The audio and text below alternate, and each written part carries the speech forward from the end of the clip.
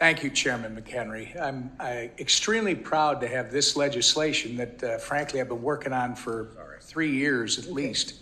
The CBDC Anti-Surveillance State Act included in your markup today.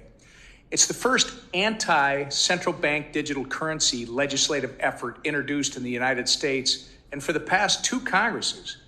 And we've worked with my colleagues and with stakeholder groups to update, improve, and grow support for this bill.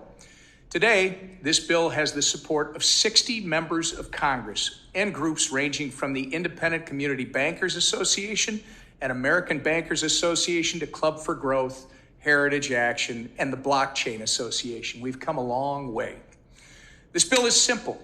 It halts the efforts of this administrative state under President Biden from issuing a financial surveillance tool that will undermine the American way of life. Unlike decentralized cryptocurrencies, a central bank digital currency is a digital form of sovereign currency that is designed and issued by a government and transacts on a digital ledger that is controlled by that government.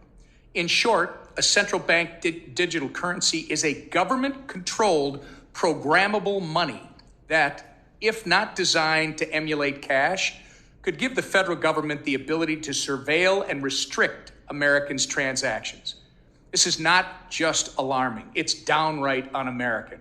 We've already seen examples of governments weaponizing their financial system against their citizens. In China, the Communist Party is using a central bank digital currency to track the spending habits of its citizens.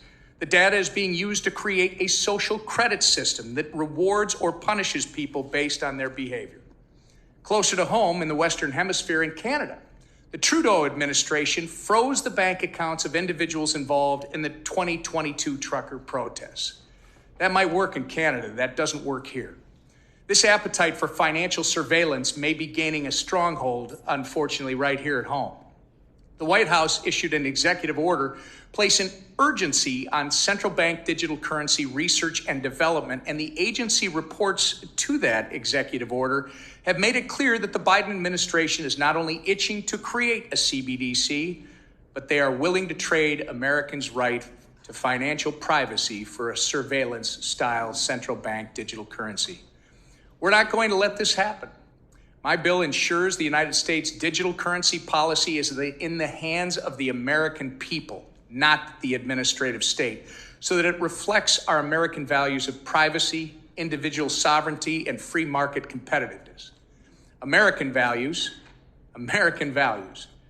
This is what the future global digital economy needs. If not open, permissionless, and private like cash, just like cash, a central bank digital currency is nothing more than a CCP-style surveillance tool that can be weaponized to oppress the American way of life.